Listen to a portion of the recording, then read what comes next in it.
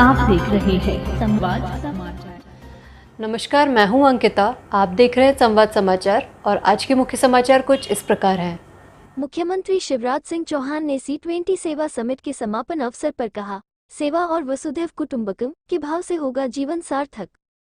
राजधानी भोपाल में आज रविवार को कुशाभाऊ ठाकरे कन्वेंशन हॉल में G20 के अंतर्गत 2 दिवसीय C20 के सेवा समिट के समापन के अवसर पर मुख्यमंत्री शिवराज सिंह चौहान ने कहा है कि भारतीय समाज और भारत के मूल में सेवा का भाव समाहित है। एक ही चेतना सभी प्राणियों में व्याप्त है, ये भारतीय संस्कृति का मूल विचार है। संत कबीर ने भी कहा कि साहिब तेरी साहिबी सब घट रही समाए, जो मेहंदी के पात में लाली लखी न जाए। अर्थात परमात्मा प्रत्येक मनुष्य में है लेकिन दिखाई नहीं देता। जिस तरह लाल रंग हरी मेहंदी के पत्ते में समाहित है लेकिन दिखता नहीं है, सेवा और साधना से मनुष्य का योगदान दिखाई देता है। कार्यक्रम में भारतीय सांस्कृतिक संबंध परिषद के अध्यक्ष विनय सहस्त्रबुद्धे ने कहा कि मुख्यमंत्री चौहान मूलतः सेवा योगी है। उन्होंने 2 दशक से प्रदेश की सेवा करते हुए जनता के साथ अपनत्व का रिश्ता बनाया है, जनता को अपने साथ जोड़ते हैं, इसलिए प्रदेश के मामा कहलाते हैं। मुख्यमंत्री चौहान ने 2 पुस्तक सेवा, सुशासन और सहभागिता के 2 दशक और सेवा sense of service compendium of practices across G20 countries का विमोचन भी किया और सेवा क्षेत्र में उत्कृष्ट कार्य करने वाले 16 सेवा योगियों को शाल और स्मृति चिन्ह देकर सम्मानित किया।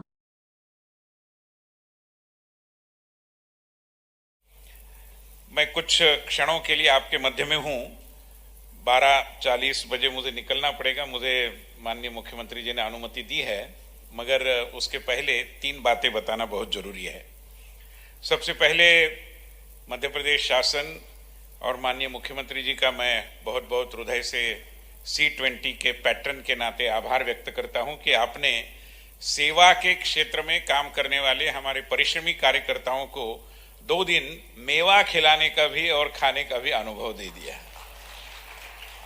हमारे कार्यकर्ता जमीन से जुड़े परिश्रमी कार्यकर्ता है और कभी इस तरीके की आवभगत का अनुभव रहता नहीं, मगर आपके सहयोग के कारण, आशीर्वाद के कारण जिस सदन में एक समय मध्य प्रदेश की विधानसभा बैठती थी, वहां पर देश की सेवा सभा के ये सदस्य आज उपस्थित हो पाए।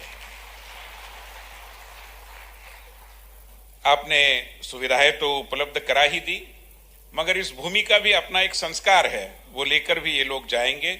और मैं मानता हूं कि पूरे विश्व में सेवा के आधार पर जो एक पूरी मानवता के लिए संतोष की ओर आगे बढ़ने का हमारा प्रण है, उसकी दिशा में आगे बढ़ने के लिए एक प्रेरणा भी हम यहाँ पर जाते समय निश्चित रूप में अपने साथ ले जाएंगे। तो बहुत हृदय की गहराइयों से आपके प्रति और आपके प्रशासन के प्रति मैं आभार व्यक्त करता हूं। वैसे देखा जाए तो मुख्यमंत्री शिवराज सिंह चौहान जी ने ये सब किया, आनंद का विषय है, मगर अचरज की कोई बात नहीं है, क्योंकि वो मूलतः कार्यकर्ता है। व्यक्तिगत तौर पर अगर बताना है तो मैं उनको वो युवा मोर्चा के और उसको पहले विद्यार्थी परिषद के कार्यकर्ता थे तब से जानता हूं, और कई बार कई आयोजनों में हम इकट्ठे भी थे। और विगत कुछ सालों से मुख्यमंत्री के रूप में 2 दशक लगभग इस प्रदेश का नेतृत्व करते हुए उन्होंने जनता के साथ जो एक अपना रिश्ता निर्माण किया है, और मैं मानता हूं कि सेवा की कड़ी में रिश्ते का बड़ा महत्व होता है। कल निवेदिता जी ने बहुत सही कहा था कि जब तक ये अपनत्व का भाव नहीं होता तब तक सेवा का संस्कार सृजन नहीं होता। तो ये अपनत्व के भाव से ये जनता को हमेशा अपने से जोड़ते हैं, अपने आप को जनता के साथ जोड़ते हैं, और इसलिए वो मामा कहलाते हैं इस पूरे प्रदेश के। मैं एक बार सोचने में पड़ा शिवराज जी कि आप मामा को कहलाते हैं, वैसे तो चाचा भी कह सकते थे आप, मगर आप मामा कह रहे हैं। इसका कारण एक प्रेम की, अपनत्व की भावना होती है, और नौनिहाल के प्रतिनिधि तो मामा ही होते हैं जो हर परिवार के साथ जुड़ जाते हैं। और इसलिए इस पूरे प्रदेश की माता बहनों के लिए विशेष रूप में उन्होंने जो लाडली बहना योजना लाई है, जिसके कारण पूरे प्रदेश की महिलाएं बहुत प्रसन्न है। तो मैं मानता हूं कि एक भाई अपनी बहनों के लिए क्या कर सकता है, इसका एक अच्छा उदाहरण सेवा के संस्कारों के कारण मैं मानता हूं कि शिवराज जी प्रस्तुत कर पाए हैं, और ये भी एक उल्लेखनीय बात है। आज हम यहाँ कार्यक्रम का समापन होने के बाद अपने अपने क्षेत्र में लौटेंगे, और इतने सारे क्षेत्रों से आए हुए लोग न केवल भौगोलिक दृष्टि से मगर विभिन्न सामाजिक क्षेत्रों से भी, अध्यात्म से जुड़े लोग आए हैं, विकास के क्षेत्र से जुड़े लोग आए हैं, आदिवासी जनजातीय क्षेत्रों से जुड़े हुए लोग आए हैं। तो ये सब लोग यहाँ से जाते समय स्वाभाविक रूप में प्रेरणा लेकर जाएंगे और आगे अच्छा करने की उम्मीद भी लेकर जाएंगे। मगर G20 के अंतर्गत C20 का ये आयोजन और उसमें सेवा का विषय अपने आप में एक ऐतिहासिक है। C20 भी कोई पहली बार तो हो नहीं रहा। There is a history of maybe about more than a decade that the C20 conventions and conferences have been happening all over the world, wherever G20 takes place. But this year, with C20 being hosted by India and more particularly Madhya Pradesh and Bhopal, Seva is going to be the unique feature of this C20. इसके पहले अभी तक कभी भी सेवा के रूप में C20 के मंचों पर चर्चा नहीं हुई है। और मुझे एक समानता भी दिखाई देती है कि जैसे माननीय प्रधानमंत्री जी ने वसुधैव कुटुंबकम का एक संदेश G20 के माध्यम से पूरे विश्व समुदाय को दिया, या आपने यहाँ पर मध्य प्रदेश में जो एकता और एकात्मता के लिए काम किया है, आद्य शंकराचार्य जी का एक जो बहुत बड़ा और एक प्रेरणा स्थल बन रहा है उस माध्यम से, उसी तरीके से मुझे लगता है कि C20 का विश्व समुदाय के लिए सेवा ये एक महत्वपूर्ण, एकमेवा द्वितीय, यूनिक इस तरीके का मैसेज रहने वाला है और इसको आकार देने का काम इस मध्य प्रदेश में हुआ, ये बहुत ही प्रासंगिक है। मैं मानता हूं कि as a part of the follow up strategy of this C20, I would suggest and I would also commit as President Indian Council for Cultural Relations, because we always believe that Seva is a part of our culture. It is not something which we import from somewhere. Our culture tells us about the sanskar of Seva. And therefore, I propose that with the help of Government of Madhya Pradesh, also the ISRN and the entire community of C20 that has assembled over here, we should be trying to have a conference on Seva for Sustainable Development Goals, not here, but in Geneva, where the entire global community would be listening to the message of Seva, which we will be taking with us when we depart from this beautiful city of Bhopal. Thank you very much. Madhya Pradesh का सौभाग्य है। अभी विनय जी कह रहे थे कि आओ भगत सत्कार, ये तो भारत की माटी में है, भारत की जड़ों में है। अतिथि देवो भवा, ये हमारी परंपरा है। हम तो गीतों में भी गाते रहे, फिल्मों में भी, मेहमा जो हमारा होता है वो जान से प्यारा होता है। तो आप तो सेवा योगी हैं, इसलिए मध्य प्रदेश की 9 करोड़ जनता की ओर से आप यहां पधारे, मैं आपका हार्दिक स्वागत करता हूं, अभिनंदन करता हूं। देखिए, सेवा भारत के मूल में है और आप सेवा के कामों से जुड़े हैं। उत्तर भारत में, विशेषकर मध्य प्रदेश में अगर आप देखेंगे तो हमको जन्म होने के बाद ही ये घुट्टी पिलाई जाती है, परहित सरिस धर्म नहीं भाई, पर पीड़ासम नहीं अधमाई। सबसे बड़ा धर्म कौन सा है? ये जन्म से ही मध्य प्रदेश की धरती में, मैं तो गांव में पैदा हुआ छोटे से, तुलसी बाबा की ये पंक्तियां, तुलसीदास जी की, दूसरों की सेवा से बड़ा कोई धर्म नहीं है और दूसरों को कष्ट पहुंचाने से बड़ा कोई पाप नहीं है। ये केवल रामायण में नहीं कहा, महाभारत में भी यही कहा। और देखिए, भारत के दर्शन में आप हर जगह इस भाव को देखेंगे। अब अयम निजम परावेत्ति गणना लघु चेत साम, उदार चरिता नाम तू वसुदैव कुटुंबकम। ये भाव क्या है जिसको प्रधानमंत्री जी ने कहा, एक पृथ्वी, एक परिवार, एक भविष्य, वसुदैव कुटुंबकम। सारी दुनिया ही एक परिवार है। ये मेरा है, ये तेरा है, ये छोटे दिल वाले सोचते हैं। जो विशाल हृदय के होते हैं वो तो कहते हैं सारी दुनिया ही एक परिवार है। ये मूल है भारत का। आत्मवत सर्वभूतेषु। सबको कैसा मानो? आत्मवत, अपने जैसी मानो। अभी बात संवेदना की हो रही थी कि बिना संवेदना के सेवा नहीं हो सकती, बिना अपनत्व के सेवा नहीं हो सकती। और जब यह भाव मन में आ गया कि सब मेरे हैं, तो दूसरों को दुखी कैसे देख पाओगे?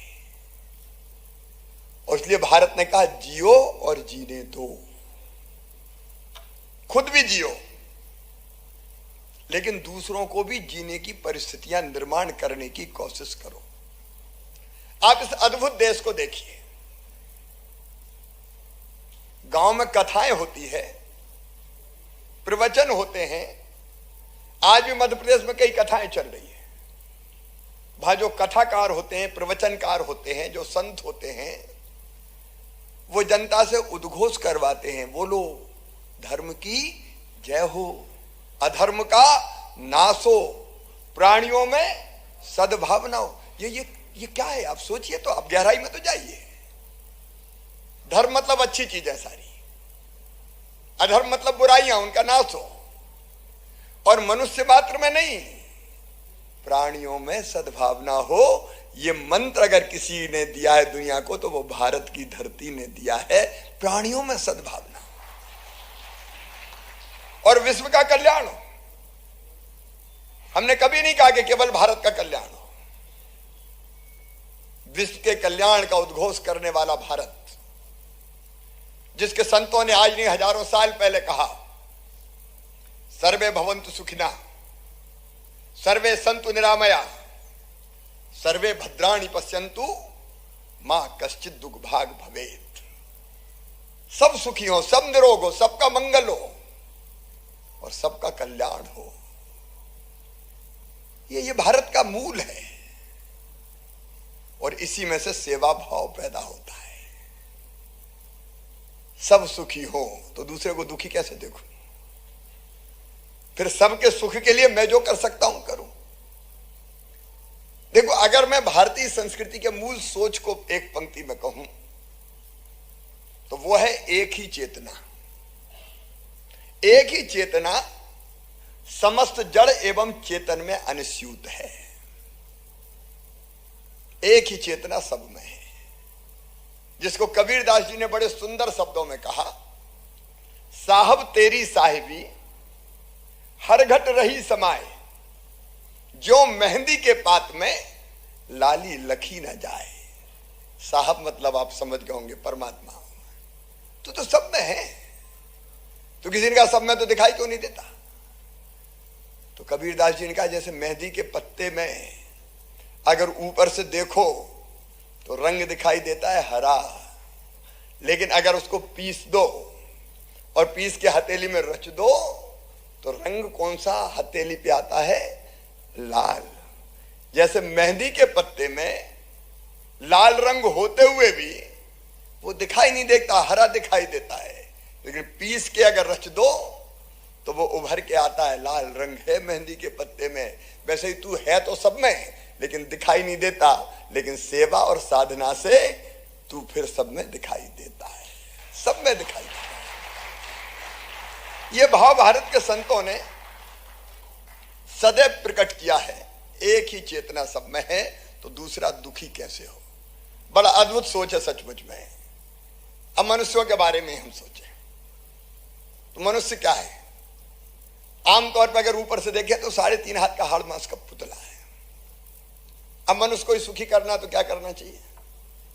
तो सामान्य बात है, भूख लगे तो भोजन मिल जाए, प्यास लगे तो पानी दे दो, रहने को मकान दे दो, चलने को गाड़ी दे दो, जीने के लिए आवश्यक परिस्थितियां जो न्यूनतम आवश्यकता है पूरी कर दो, मनुष्य सुखी हो जाएगा। यह बात सच है। रोटी, कपड़ा, मकान, पढ़ाई, दवाई ये चाहिए, ये करना ही है। और आप सेवा योगी इस काम को कई स्थानों पर करते हैं। भूखों को कैसे भोजन मिल जाए। सरकारों का काम भी क्या है जी? सरकार की जरूरत ही क्या है? एक व्यवस्था बनाए रखने के लिए और दूसरे कोई वंचित ना रह जाए, सबको न्याय देने के लिए। जो संसाधन धरती के उनको सब तक पहुंचाने के लिए।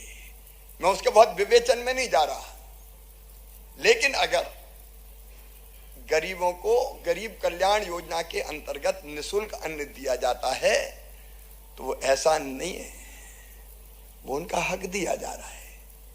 अगर उनके मकान बनाए जाते हैं तो वो जरूरी है, क्योंकि धरती के संसाधनों पर हक उसका भी है। अगर लाडली बहना योजना बनी और वो बहनें जो आर्थिक रूप से ज्यादा सक्षम नहीं है, तो उनको सहयोग के लिए अगर राशि दी जाती है तो वो एहसान नहीं है, उनका हक उनको दे रहे हैं। धरती के संसाधन सबको समान नहीं बांटे जा सकते, लेकिन जिनके जो उन संसाधनों का इस्तेमाल करते हैं और उससे धन कमाते हैं, उससे हम टैक्स लेते हैं, और जिनके पास नहीं है उनको सुविधाएं देते हैं। यही तो सामाजिक न्याय है। यह आसान नहीं है। जिस भाव से प्रधानमंत्री कर रहे हैं, राज्य सरकार ने योजना बनाई, उसके पीछे यह भाव निहित है, मनुष्य को इन न्यूनतम जो आवश्यकता उसकी पूर्ति, यह सरकार की ड्यूटी है और ये हमारे समाज सेवियों का कर्तव्य भी है, जो जगह जगह कई कई स्वरूपों में दिखाई देता है। उसका विवरण आपको बताने की आवश्यकता है, क्योंकि आप स्वयं करते हैं।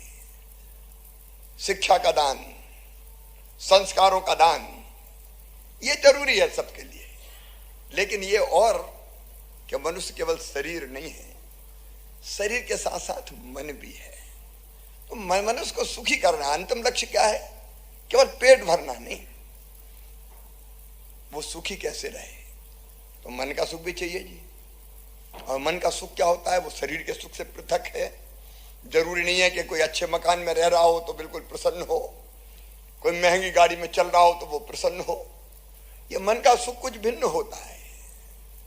अगर तोतली आवाज में बोलता हुआ कोई बेटा बेटी माँ की गोद में आके बैठता है और छाती से चिपक जाता है, तो उसको सीने से लगा के जिस सुख का अनुभव माँ को होता है, उसको कहते हैं मन का सुख। कोई मित्र बहुत दिनों के बाद मिलते हैं तो दौड़ते हैं और लिपट पड़ते हैं, कहाँ था यार इतने दिन। ये मन का सुख है। कोई कलाकार है और कोई अच्छी कृति, कोई कविता लिखी हो, कोई चित्र बनाया हो और कोई कह दे कि वाह क्या चित्र है। कवि से कोई कह दे कि वाह क्या पंक्तियां लिखी है।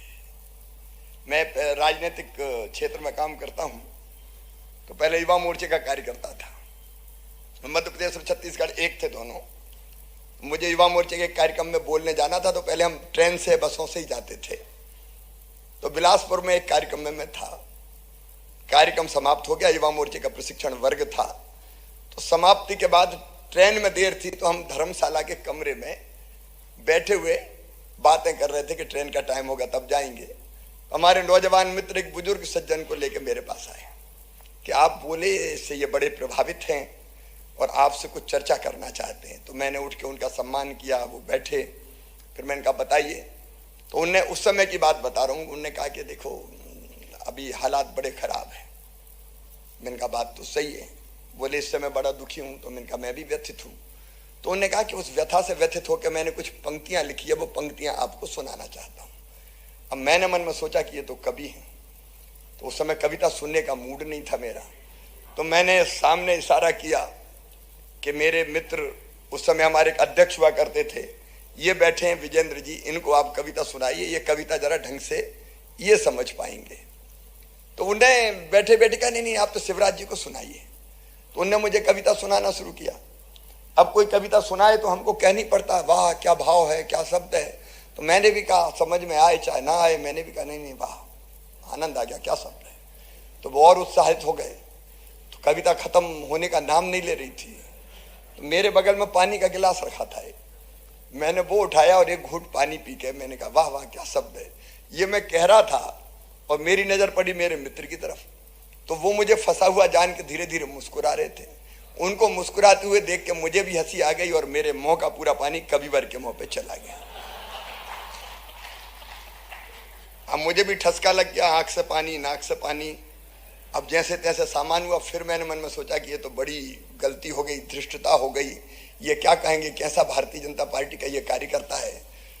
तो मैंने कहा करूं क्या, कुछ समझ में नहीं आया। तो मैंने दोनों घुटने टेक के और उनके सामने हाथ जोड़ के बैठ गया कि मुझे माफ करें, मुझसे बड़ी गलती हो गई। उन्होंने कहा कोई बात नहीं बेटा, तुम तो अगली पंक्तियां सुनो।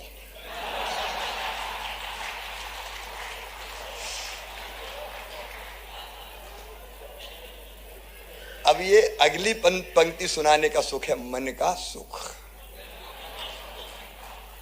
ये सुख भी चाहिए, केवल रोटी कपड़ा मकान नहीं चाहिए लोगों को। तो देखिए कि शरीर भी सुखी और मन भी सुखी हो, लेकिन इसके आगे कहा कि नहीं और है, बुद्धि भी है, बुद्धि का सुख भी चाहिए। अब आपने वो पढ़ा होगा कई मित्रों ने कि न्यूटन एक पेड़ के नीचे बैठे थे, अचानक हवा चली, पेड़ हिला, फल टूटा और जमीन पे गिर गया। अब न्यूटन सोचने लगे कि ये हवा चली, पेड़ हिला, फल टूटा, ये जमीन पे क्यों गिरा। उत्तर नहीं मिल रहा था। तो जो लोग जा रहे थे इधर उधर, उनमें से बुलाया, भैया जरा सुनना, एक प्रश्न का उत्तर नहीं मिल रहा। बोले पूछो। बोले हवा चली, पेड़ हिला, फल टूटा, ये गिर गया जमीन पे। तो कहा जमीन पे नहीं गिरता तो कहां जाता। बोले बीच में क्यों नहीं अटका, तो ऊपर क्यों नहीं गया। तो लोगों ने सोचा ये तो गया काम से। हम तो बरसों से देखते चले आ रहे हैं, फल टूटता तो जमीन पे तो गिरता है, इसमें कौन सी बड़ी बात है। लेकिन न्यूटन सोचते रहे, सोचते रहे, सोचते रहे, और अंततः उन्होंने खोज कर निकाल लिया कि पृथ्वी में गुरुत्वाकर्षण की शक्ति होती है, इसलिए हर चीज को वो अपनी तरफ खींचती है, इसलिए फल टूटता तो जमीन पे गिरता है। अब इस सिद्धांत को ढूंढ के जो सुख न्यूटन को मिला उसको कहते हैं बुद्धि का सुख। वो भी चाहिए मनुष्य को। लेकिन एक बात और कही हमारे यहां भारत में कि आत्मा का सुख भी चाहिए। अब कोई आत्मा को मानता है, कोई नहीं मानता है, मैं उस बहस में नहीं जा रहा, लेकिन मैं अपने अनुभव से भी आपको बताता हूं, और वो सेवा से जुड़ा हुआ है जी। अपने अनुभव से हम जो हैं वो दो होते हैं, एक अंदर का शिवराज और एक बाहर का शिवराज। बाहर का शिवराज कई बार गड़बड़ करने की कोशिश करता है, चलो यार झूठ बोल दो, क्या बिगड़ता है, किसी के साथ थोड़ी बहुत बेईमानी कर लो, क्या बिगड़ता है, अगर मेरे पास कुछ नहीं तो दूसरे का उठा लूं, क्या बिगड़ता है।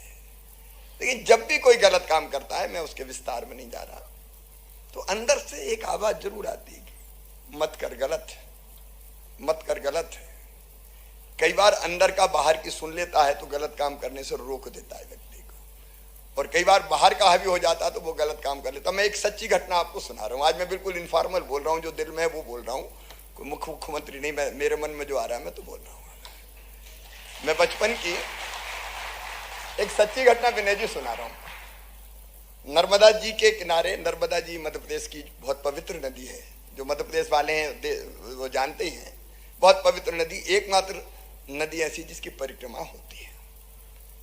तो हमारा गांव बिल्कुल नर्मदा जी के तट पे किनारे पे।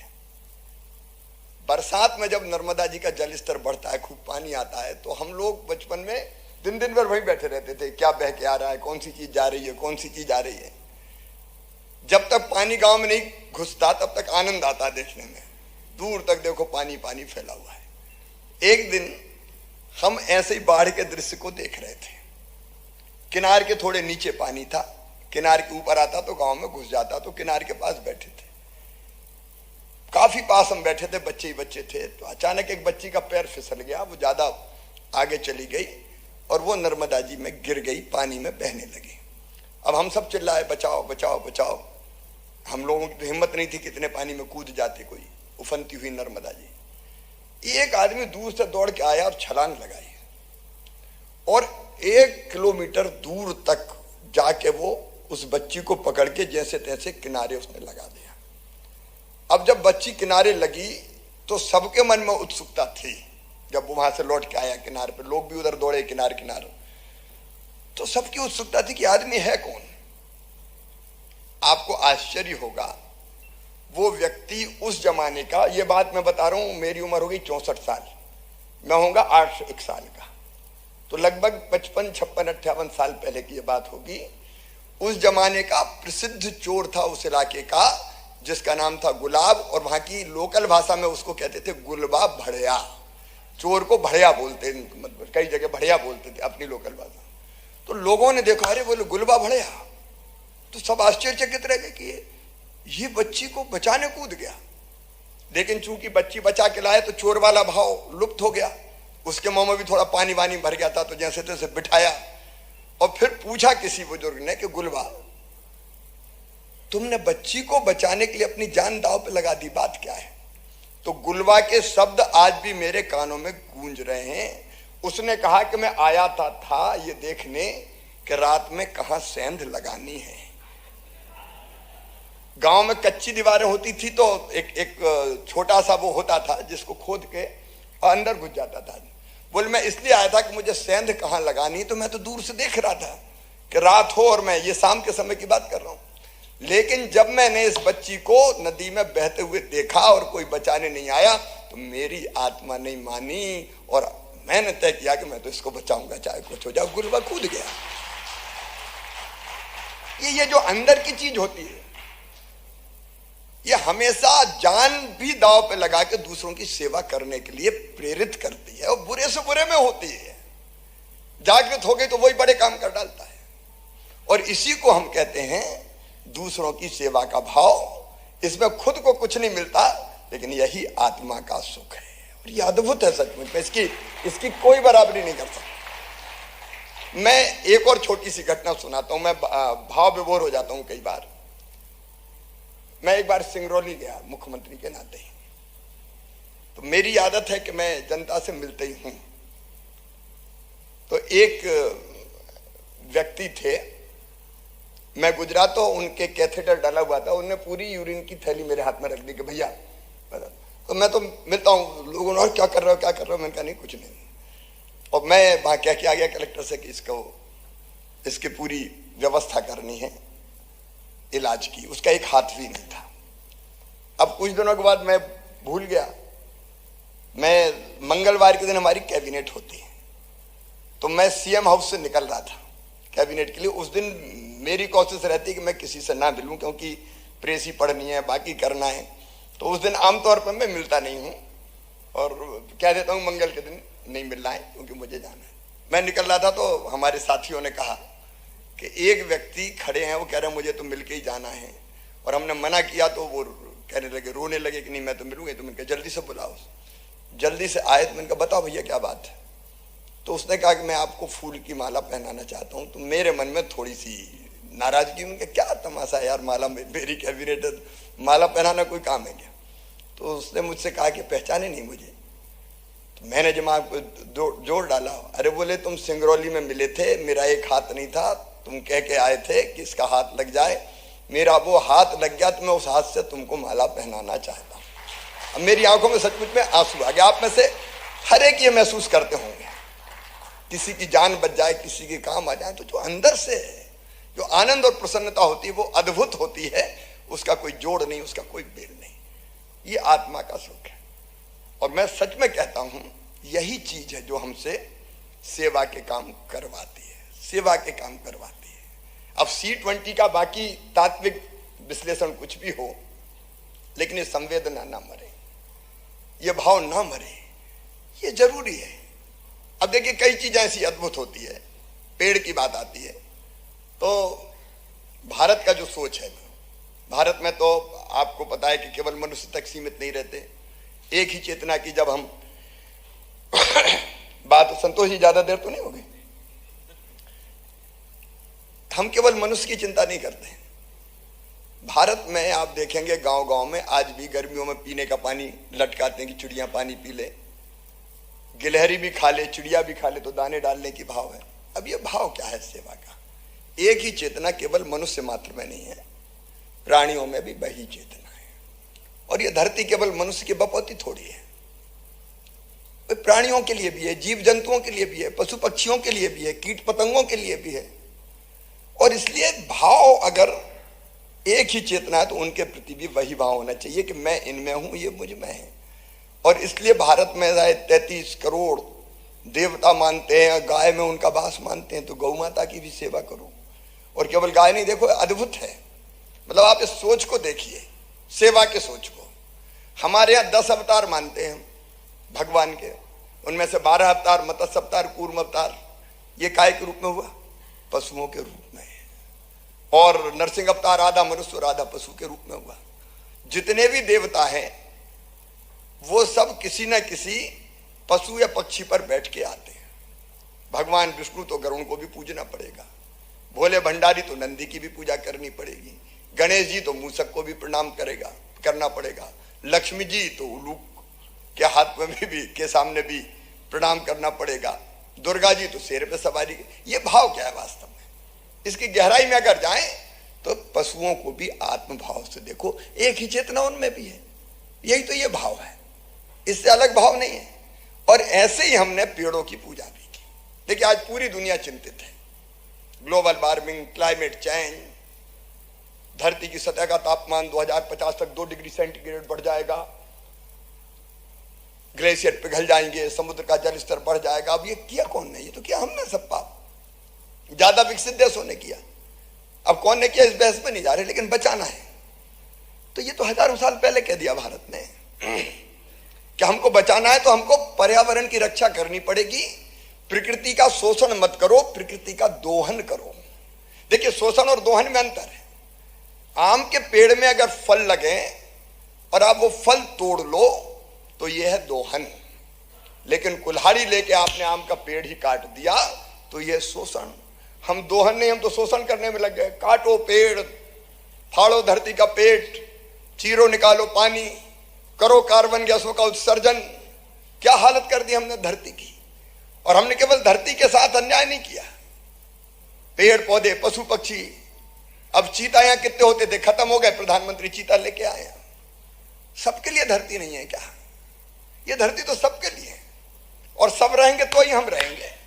केवल पेड़ों का सवाल नहीं है, पशु पक्षी भी चाहिए, कीट पतंगे भी चाहिए। और इसलिए कैसे धरती सबकी रहे, हम उनको भी आत्मभाव से देखें। दुनिया आज कहती है, लेकिन भारत ने नदियों को केवल जल बहने वाली वाहिकाएं नहीं माना, इनको भी माता माना। माता गंगा सिंधु कावेरी यमुना चा सरस्वती रेवा महानदी गोदा ब्रह्मपुत्र पुनात्मान। ये पवित्र माताएं हैं, इनको प्रदूषित मत करो, लेकिन कर डाला। कृष्ण कन्हैया ने कहा कि इंद्र की पूजा काय को करते हो, गोवर्धन की करो।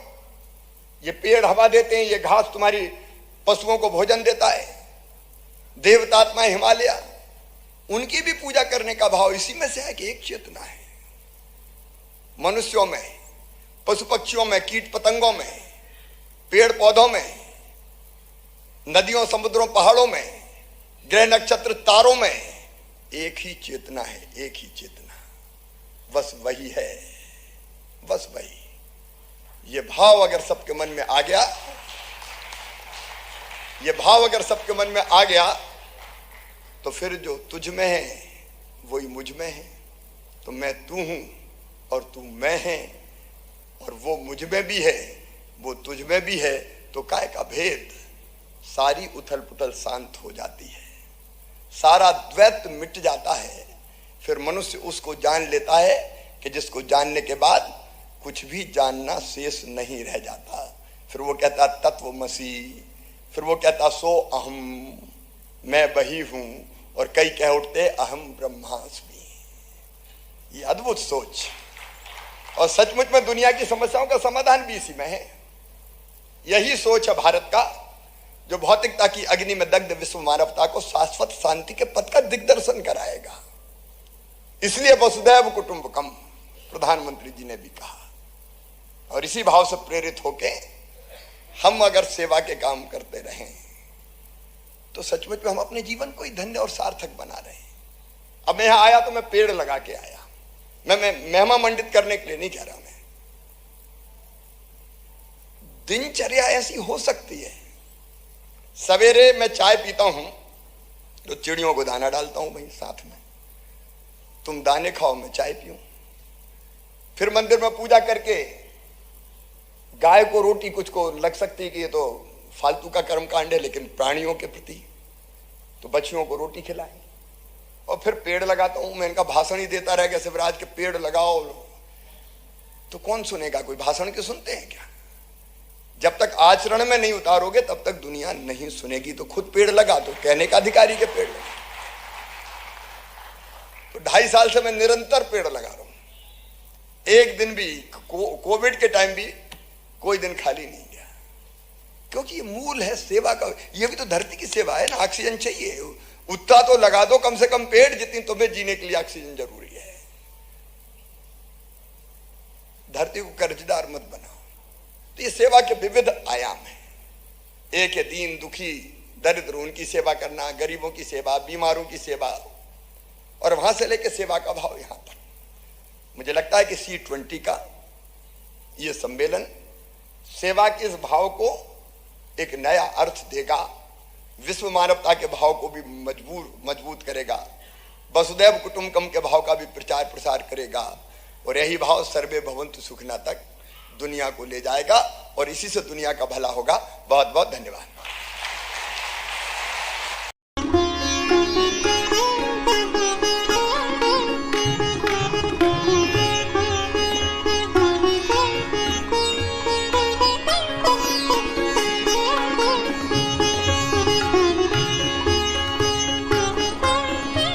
यूट्यूब पर जाकर चैनल को सब्सक्राइब करें, लाइक करें और खबर को अधिक से अधिक शेयर करें और बेल दबाएं।